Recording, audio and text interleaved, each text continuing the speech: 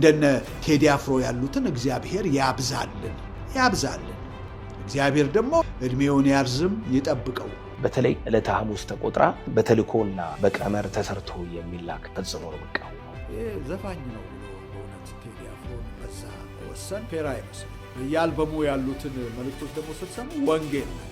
ሰሞኑ ቴዎድሮስ ካሳሁን የተባለ እውቅ የሀገራችን ዘፋኝ ያወጣውን የዘፈን አልበም ተከትሎ በወንጌል አማኞች በተለይም በአገልጋዮች ዘንድ በድጋፍም በተቃውሞም ጎራ ለይተው እየተደረጉ ያሉ ሰጣ ገባዎች አሕዛብ ዳር ቆመው እንዲስቁብን እንዲሳለቁብን እያደረጉ ለብዙ አይነት ትዝብቶች እያጋለጡን ይገኛሉ። በዚህ ጉዳይ የመጀመሪያው አስተያየት ሰጪ ነቢይ ሱራፌል ደምሴ ሲሆን የአርቲስት አልበሙን በሚለቅበት ቀን ወጥቶ አልበሙ እንዳይሳካ እያለ እየገሰጸ ቀርጾ በማህበራዊ ሚዲያ አሰራጭቶ ተመልክተናል። በእርግጥ ዘፈኑን መቃወሙ ተግሳጹ መልካም ቢሆንም አንድ ስራ ሰርቶ አልቆ ለገበያ በሚወጣበት ቀን እንዲህ አይነት ነገር ማሰማት ጸሎቱን ትርጉም የለሽ ጉዳዩ ለትኩረት ፍለጋ የተደረገ ያስመስሏል። ማን ነው የሐሙሱ ፈረስ? ማን ነው የሐሙሱ ጌታ? ማን ነው በሐሙሱ ቀን ላይ ፈረሱን የሚባል? በሐሙስ ቀን የሚደበደብ ዲቤ፣ በሐሙስ ቀን የሚለቀቅ ዘፈን፣ በሐሙስ ቀን የሚደረግ ማንኛውንም የአጋንንትን አሰራር በተለይ ዕለተ ሐሙስ ተቆጥራ በተልኮና በቀመር ተሰርቶ የሚላክ ኢትዮጵያ እጆቿን ወደ እግዚአብሔር ትዘረጋለች ተብሎ ነው የተጻፈው። ወደ እግዚአብሔር መዘርጋታችንን ትተን እጃችንን ለሰይጣን እንድንዘረጋ ለአጋንንት እንድንዘረጋ ለዚህ ዓለም ለሚያልፈው ክብር እጃችን እንዲዘረጋ ሊያደርግ ያለውን ነገር ፈጽሞ ነው መቃወመው። ብዙዎቹ ላይ አጋንንት ይሰራል። የሐሙሱ ፈረስ የሚል ዘፈን ተለቆ ነበር በአገሪቷ ላይ እና ይሄ የተለቀቀው ዘፈን ብዙዎችን ያከራክር ነበረ። ማን ነው የሐሙሱ ፈረስ? ማን ነው የሐሙሱ ጌታ? ምክንያቱም በዘፈን የሚሰራውን መንፈስ ለመምታት በቤት ወይም በቤተ ክርስቲያን ገና ዘፈኑ ሳይወጣ አልበሙ ሳይለቀቅ መጸለይ እየተቻለ ነገሩን አደባባይ ማውጣት አገልጋዩን ትዝብት ላይ ከመጣል ወንጌል አማኞችን ከማሰደብ የተረፈ ምንም አይነት ተርፍ ያለው ጉዳይ አልነበረም። ወንጌል አማኞችም አብረው ብዙ ተሰድበዋል። በተቃራኒው በዘፈኑ ጉዳይ ወደድነው ተነካንበት ያሉ ዘማሪያን አገልጋዮች ቢኖሩም በሰራው ቪዲዮ የደረጀ ከበደን ያክል አገልግሎቱንም ያገለገለውን ህዝብም እስከ መካድ የደረሰ ግን አላየሁም። ዕውቁና ተሰምቶ የማይጠገቡ ተደምጠው የማይሰለቹ ዝማሬዎችን ለዓመታት የዘመረልን ዶክተር ደረጀ ከበደ የሰጠው እጅግ አደገኛ አስተያየት ብዙዎችን ያሳዘነ፣ የሚወዱትን ሰዎች ልብ የሰበረ በጣም አደገኛ ንግግር ሆኖ እናገኘዋለን። ዘፋኝ ነው ብሎ በእውነት ቴዲ አፍሮን በዛ መወሰን ፌር አይመስልኝም። እኔ ፌር አይደለም። በየአልበሙ ያሉትን መልእክቶች ደግሞ ስትሰሙ ወንጌል ናቸው።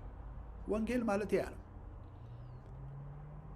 ስለ ፍቅር ያሸንፋል። በቃ ፍቅር ማን ነው? ፍቅር ኢየሱስ ነው። ፍቅር እግዚአብሔር ነው። የወንጌሉን መልእክት ነው ይሄ ወጣት ሲያቀርብ የኖረው። ስለዚህ ዶክተር ቴዎድሮስ ካሳሁን በሀገራችን ታሪክ ውስጥ በጣም በትልቅ አክብሮት ታሪክ የምታስታውሰው ሰው ነው። ብዙ ጥቅሞቹን ከምንም ሳይቆጥር ማለት ነው። ይህንን ማስታወስ አለብን ወገኖች። ቴዲ አፍሮ ልጆቹንና ባለቤቱን ይዞ በፈለገበት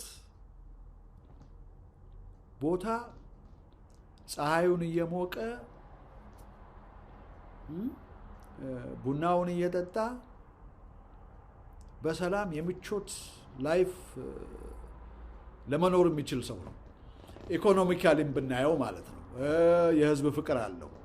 ምንም የሚያሻኩተው ነገር የለም። ስለሆነ እውነቱን እንደዚህ እውነቱ መጥቶ በጥፊ ቢመታቸው እንኳን የማይነቁ አሉ። ምክንያቱም የተገዙ ናቸው። ለራሳቸው ቫልዩ የላቸው። እንደ ዘንድሮ ትልቅ ያልናቸው ትንሽ፣ ከባድ ያልናቸው ቀላል፣ አንቱ ያልናቸው መሙሽ፣ ሽማግሌ ያልናቸው ሕፃን ሆነው የተገኙበት፣ ትልልቆች ተመዝነው ቀለው የተገኙበት እጅግ አስተዛዛቢ ዘመን የለም ቢባል ፈጽሞ ማጋነን አይሆንም። ትናንት ክርስትና እንደ ወርቅ በተፈተነበት፣ የጌታን ስም መጥራት አንገት በሚያሰይፍበት፣ ኢየሱስ ያድናል ብሎ ማወጅ ቃታ በሚያስብበት፣ የምስራቹን ወንጌል መስበክ ሞት በሚያስፈርድበት ዘመን ከሞት ጋር የተጋፈጠው በዝማሬ ወንጌልን ያስቀጠለው ደረጀ ዝንጀሮ አይደለሁም ሰው ነኝ የማመልከው አምላክ አለኝ ብሎ እግዚአብሔር የለም ብሎ የሚያምነውን የኮሚኒስት መንግስት የተገዳደረ የሚናገረው ደረጀ ሳይፈራ ለጌታ ደረቱን የሰጠው በትውልድ ቅብብሎች እንደተከበረ የቆየው ባለነጭ ሽበት ሰው ደረጀ ከበደ የዘመርኩትን ኖሬው አላውቅም፣ ወንጌል ሰባኪ እኛ ሳንሆን ዘፋኙ ቴዎድሮስ ካሳሁን ነው ብሎ በአደባባይ ሲናገር መስማት እንደ አንድ ወንጌል አማኝ በእጅጉ የሚያሳዝን ልብን የሚሰብርም ነገር ነው። በቀደሱት ቅዳሴ፣ በዘመሩት መዝሙር፣ በሰበኩት ስብከት ያንን በተግባር እንደው ለመፈጸም የሚጥሩ እንኳን ስንቶች ናቸው? አይቶልዩ እኮ የራሴን ህይወት በመጥቀስ የለም፣ ምንም የለም። የስጋችንን ፈቃድ እየፈጸምን ነው የምንኖር ያለ ነው። ውሸት ነው፣ ውሸት ነው። እኔ ሰዎች በገቡበት ቃል ኪዳን ላይ ጸንተው የሚኖሩ በእርግጥ ለመናገር እኔ ያየሁት ነሰሰሪሊ ሃይማኖተኞች አይደሉም። እነኚህ ከህሊና የተነሳ ከፕሪንሲፕል የተነሳ ከሞራል የተነሳ ለገቡበት ቃል ህይወታቸውን አሳልፈው እስከ መስጠት የደረሱ የቤተ ክርስቲያን ሰዎች አይደሉም። ኦቨር ዘ ይርስ በህይወቴ እንዳየሁት ባላቸው የፖለቲካ አቋም ራሳቸውን እስከ ሞት ድረስ አሳልፈው የሰጡ የኢሃፓ ወጣቶች ጋር አብሬ ታስሬ አይቼዋለሁ። እንዴት ጽኑ እንደነበሩ ሚስጥር አናወጣም፣ ጓደኞቻችን ላይ አንጠቁምም ብለው በእስር ቤት ውስጥ እኔ አብሬያቸው የታሰርኩ በከፍተኛ ውስጥ በደርግ በየሳምንቱ እየተወሰዱ የሚረሸኑ የኢሃፓ ወጣቶች ጋር አብሬ ታስሬ አይቼዋለሁ።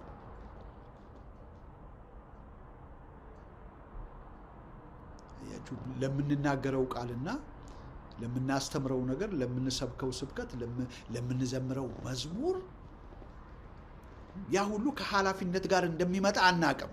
we just sing it, we just preach it። ከዛ በኋላ nobody አንተ እንዲህ ብለህ አልነበረም እንዴ ብሎ የሚል የለም ዛሬ። ለምን? ሁሉ አብሮ ነው የሚበላው። የኮራፕሽን ዘመን፣ የአብይ አህመድ ዘመን፣ የኮራፕሽን ዘመን፣ የፍሮድ ዘመን፣ የእልቂት ዘመን፣ የግድያ ዘመን፣ የመፈናቀል ዘመን እና ይህንን አፍረጥርጦ መናገር የሚችል እግዚአብሔር ጸጋውንና ጥንካሬውን የሰጠውን እንደነ ቴዲ አፍሮ ያሉትን እግዚአብሔር ያብዛልን።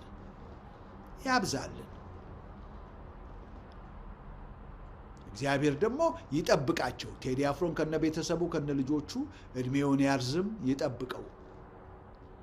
ትናንት እነዛን ብዙ የመከራ ቀናት መጽናኛ ሆኖ ያሳለፉንን ዝማሬዎች የጻፈው ደረጀ ከበደ ዛሬ በዚህ መጠን ወርዶ ማየት በእውነትም ያሳዝናል። በእርግጥ ዶክተር ደረጀ ከበደ የፈለገውን አይነት የፖለቲካ አመለካከት መያዝ የግል መብቱ ቢሆንም ይህንን መንግስትም ሆነ ጠቅላይ ሚኒስትሩን መውደድም መጥላትም በግል ፍላጎቱ ላይ የተመሰረተ ቢሆንም መሀል አዲስ አበባ ላይ የተማሪዎች ሬሳ በሚጎተትበት የደርግ ዘመን ያልካደውን ክርስትና ክዶ ወጣቶች በእምነታቸው በፖለቲካ አመለካከታቸው በአደባባይ በሚያልቁበት የቀይ ሽብር ዘመን ተጸየፈውን ዘፋኝነት አሁን በእድሜው ማምሻ ተቀብሎ እንዲህ ዘፋኝን እንደ ወንጌል ሰባኪ መመልከት መጀመሩ የደረጀን ጤንነት ብንጠራጠር ራሱ ልክ ነው ያስብላል። ደረጀ በዚህ ቪዲዮ ላይ የሰራው ሌላው አስተዛዛቢ ነገር እሱ ወንጌል ሰባኪ ያለውን ቴዎድሮስን ለማድነቅ የወንጌላውያን ቤተክርስቲያንን በአንድ ላይ ፈርጆ ዘይት ሻጮች ገስት ሃውስ እያሉ ስንቱን የሚገድሉ እያለ በጅምላ ሲጨፈጭፍ ሲፈርድ ተመልክተናል። እርግጥ ነው እጅግ ጥቂት በጣትም የሚቆጠሩ ዘይት ቸርቻሪ ገስት ሃውስ ነጋዴ ሐሰተኛ ነቢያት በዙሪያችን አሉ። ነገር ግን እነዚህ እዚህ ግቡ የማይባሉ ሰዎች በምን መመዘኛ ነው ሰፊውን የወንጌል አማኝ የሚወክሉት ብሎ ደረጀን መጠየቅ በጥላቻ ታውሯልና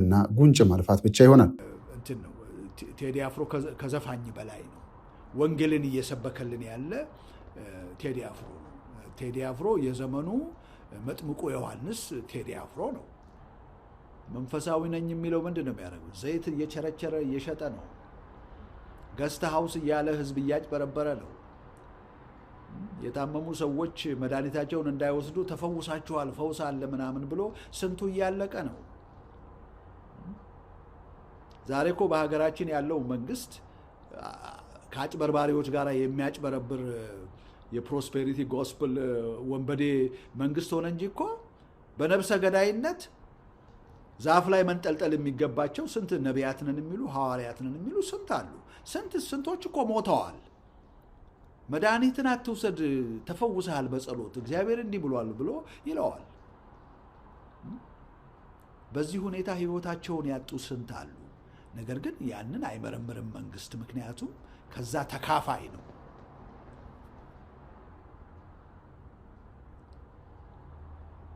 እና ስለ እውነት የቆሙ በቁጥር ጥቂትም ቢሆኑ ኦፍ ኮርስ መከራ ይበዛባቸዋል። ለምን አብዛኛው ማጆሪቲው እንደዚህ አይነት ተለይተው ስለ እውነት የሚቆሙ ሰዎችን አይወድም። ለምን እነሱም በሚያይበት ጊዜ እሱ የሳተውን ስህተት እንዲያይ ያደርጉታል።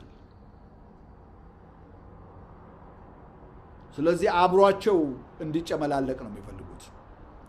ቴዲ አፍሮ እስካሁን ድረስ እጁን አልሰጠም። በአቋሙ ጠንክሮ ነው ያለው። ቴዲ አፍሮን ዘፋኝ ነው ብሎ ማለት ጀስትስ አይደለም።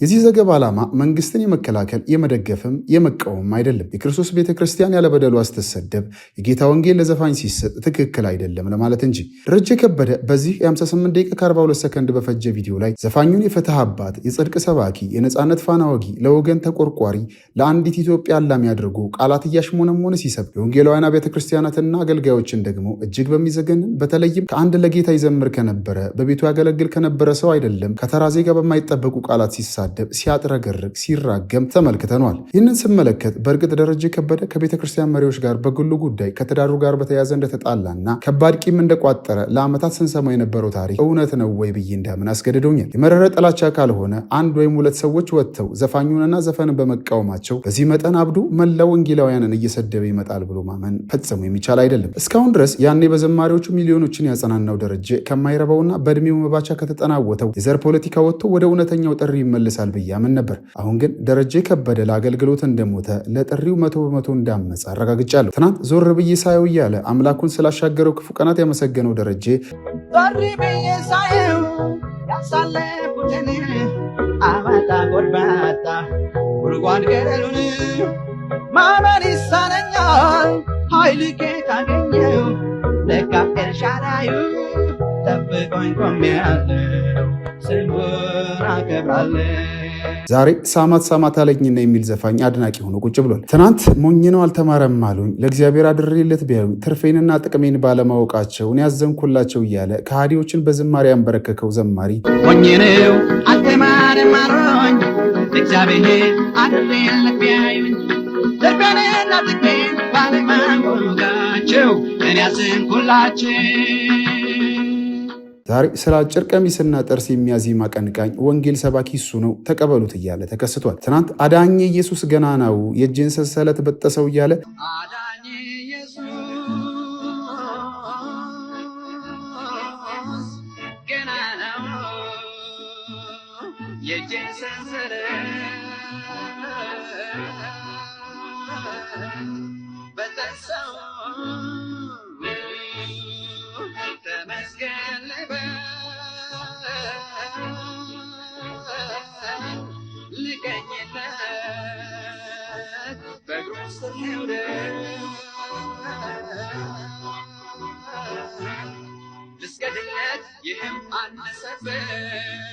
መዳኑን በዜማ የሰበከው ሰው ዛሬ አዳኝ የቴዎድሮስ ካሳሁን ነው ወደ ማለት መጥቷል። ትናንት እየከፋ ሲሄድ ጊዜው መሸሸጊያው ኢየሱስ ነው ብሎ የዘመረው ሰው መሸሸጊያ ኢየሱስ ነው ወሬው ሁሉ የሚያስፈራ የሚሆነው በምድር ዙሪያ እየገባ ሲሄድ ጊዜው መሸሸጊያ ኢየሱስ ነው። መዝሙሬን ኖሬው አላውቅም ውሸት ነው ብሎ በዘመናት መካከል ያገለገለውን ጌታ እንዲሁም ያገለገለውን ሕዝብ አገልግሎቱንም ድብና አድርጎ ክዷል። ታዲያ ከዚህ በላይ መክሸፍ፣ ከዚህ በላይ መውደቅ፣ ከዚህ በላይ መሳትስ ይኖራልን? ቴዲ አፍሮ ከዘፋኝ በላይ ነው። ወንጌልን እየሰበከልን ያለ ቴዲ አፍሮ ነው። ቴዲ አፍሮ የዘመኑ መጥምቁ ዮሐንስ ቴዲ አፍሮ ነው።